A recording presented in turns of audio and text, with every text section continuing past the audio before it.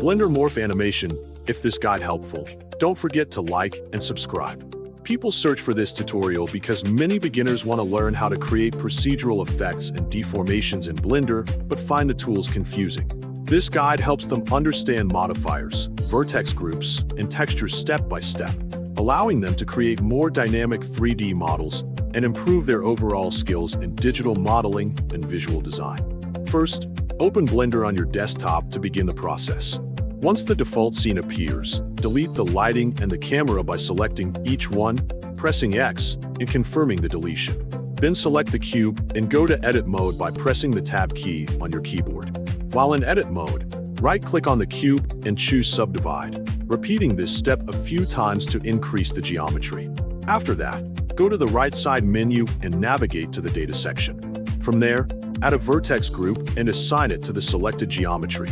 Next, switch to top view by pressing numpad 7 so you can clearly see the layout. Press Shift and A, then add plane axis from the empty section. Move this empty object next to the cube so it is positioned nearby. Then press in and select the location settings to adjust its position. Move it to the other side and repeat the step if needed to create balance.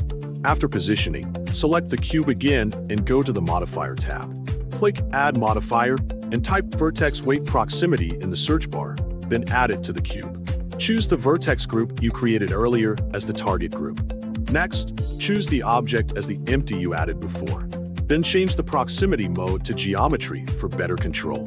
Set the lowest distance to 2.1 meters and the highest distance to 0.93 meters. After that, add another modifier by clicking Add Modifier again and typing Displace in the search bar. Select the same vertex group you created earlier for this modifier. Then add a cloud texture to influence the displacement effect. Finally, review the result by pressing Shift and the spacebar to preview your work. Observe how the cube changes based on the modifiers and adjustments you applied. You can tweak values if needed to refine the result and achieve the desired visual effect.